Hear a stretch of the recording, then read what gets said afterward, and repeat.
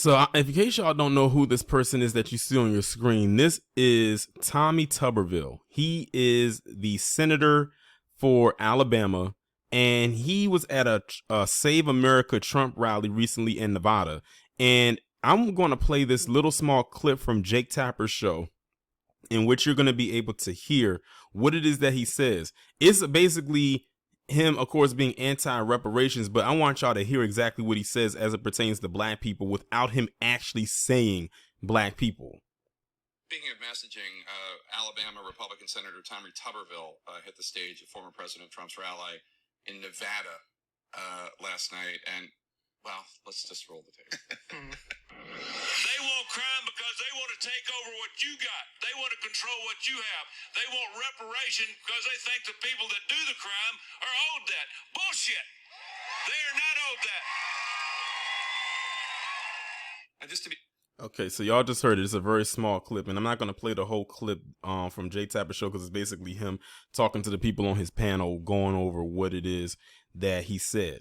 So he basically mentioned reparations and he mentioned crime, and we knew exactly where he was headed with that. And, you know, they always love to say that black people are 13% of the population and they're out here committing 50% of the crime. You know, that whole same song and dance, that same rhythmless song and dance that they have been doing for so many years.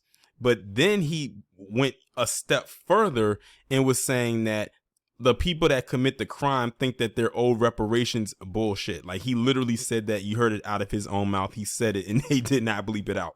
So you actually heard him actually say that in front of a crowd of people. And of course, with no surprise, the people who was there attending his little rally was cheering and clapping and whatnot. Let me just say this. These individuals are people like Tommy Tuberville and those of his ilk are listening to us. When we talk about reparations and tangibles for foundational black Americans, they are listening. We are in their ear. We have practically gotten inside of their head. And we have, and we pretty much have planted ourselves there unbeknownst to them. Well, probably, it is beknownst to them, but they can't ignore it. The fact that he mentioned reparations there, and that's something that is rare for them to do, as far as just like flat right out saying it.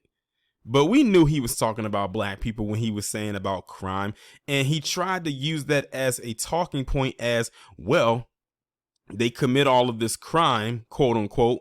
Why should we be owing them anything? That's basically what he's saying. He is equating so-called intense level of crime that black people are allegedly committing all over the place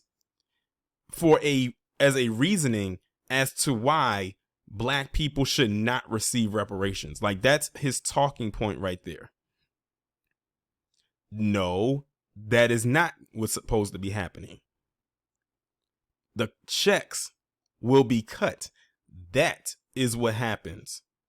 Because there are other groups out here that commit crimes. Probably most likely even more than crimes than we commit as a collective that doesn't make the news. And they get all kinds of tangibles. Hell, you got the new welfare king, Brett Favre, committing some of the biggest crimes. And it's funny, he's the senator of Alabama. Isn't Mississippi like the next state over? Aren't they like neighbors? Neighboring states? What's his take about Brett Favre? I'm gonna always bring that up since they want to have so much to say about why we shouldn't receive reparations. I want to know what their take and their stance is when it comes to the welfare king himself, Brett Favre. You know, that Brett Favre who used to play in the NFL, racked up hundreds of millions of dollars in NFL and endorsements and brand deals. The same one that was taking money away from people who needed it so he could build a facility, a volleyball facility / stadium for his daughter to play in. The same Brett Favre who was about to build a football facility with that same money. The same Brett Favre that was getting prisons or wanted prison inmates to build the lockers for that facility. The same Brett Favre that conspired with Phil Bryant in order to get that money that he wasn't supposed to be receiving. The same Brett Favre that is helping to keep the state of Mississippi one of the poorest, if not the poorest state in America. That Brett Favre. What say you, Tommy Tuberville? Is that not a crime that he committed? And it's crazy because there's other people that look like Tommy Tuberville and Brett Favre who were committing those same levels of crime. Now, on this panel, you had Bakari Sellers on there, and he mentioned something about Tommy Tuberville, about him, and maybe y'all can confirm this in the chat or even in the comment section. Apparently, Tommy Tuberville used to be a coach. He used to be a football coach, and he was taking millions of dollars from that. Keep in mind, this guy is a whole U.S. senator. He holds a pretty high ranking position. He almost sounds like the mix of Bull Connor and George Wallace, two of the most staunch Dub S individuals you will ever know about in your life if you did your research excuse me, on both of them. And keep in mind, like when he was saying about they want to take over and this and stuff like that, he was literally giving dog whistle language. And this goes back to something that the amazing Lucas said on his channel before, and I think I talked about it too.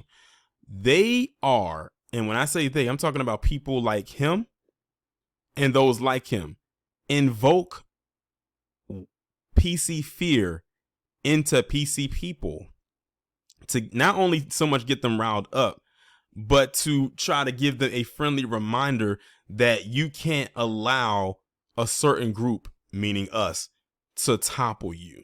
They know what will happen if Black Americans get reparations. People like him, they know what will happen. So they have to keep throwing this stuff out there to keep others in a place of fear, and as well as certain people in a place of inferiority, in hopes that that doesn't happen. That's why he led with, if there, people are pro crime or stuff like that, they're talking about us again. He's talking about us again, that they shouldn't get it. He made a blanket statement that Black people love or are in love or in lust with criminality. Again, stoking or invoking fear in another group of people. Like I said, it's people like him that keeps this kind of cycle going. Even when people want it to end, they don't want it to end. People like him want to keep this going. They love this unadulterated drama. They love the mess that we're in. It's like it's a feel-good thing. It probably turns them on. He knew exactly what he was doing when he got up on that podium. He knew exactly what to say and who to say it to. That's why they was out there cheering. And many of them probably didn't even know why the hell they were cheering. They were just cheering because they saw the invisible applause sign light up.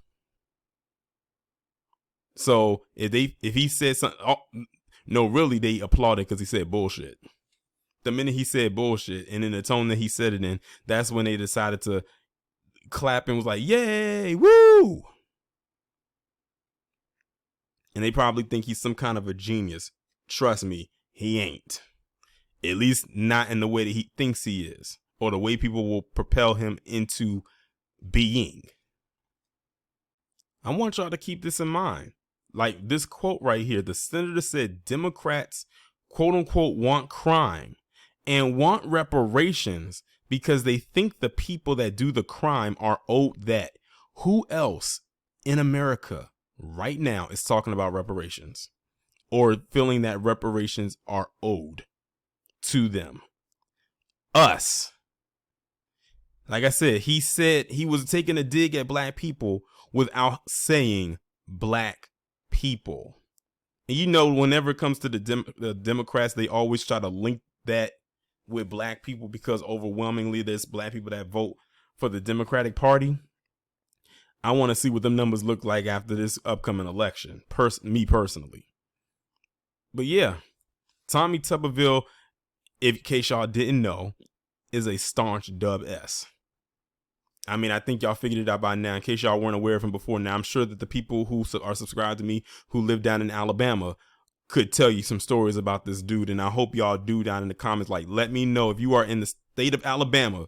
Give me some more stuff to see when talk about, well, hopefully not talk so much about, but if it does, if it happens, it happens. But let me know down in the comments, if you are in the state of Alabama, how bad is this guy? Because he's no good. I'll tell you that. Far from great. He's only bad and anything beyond bad, personally speaking. But y'all let me know what y'all think about this down in the comments. And I really want to hear from any of my subscribers who live in Alabama who can give me some more insight about this dude. Because I'm sure that there's more to tell besides what y'all just heard and what I just said. Hit that subscribe button if you're new. Click the bell twice to be notified. In case the bell does not work, please be sure to go ahead and hit that notification button. As I do upload my videos in a Premiere style format, click that button and you should be notified whenever I upload this video and others. The links will be down in the description. I'll talk to you in the next one.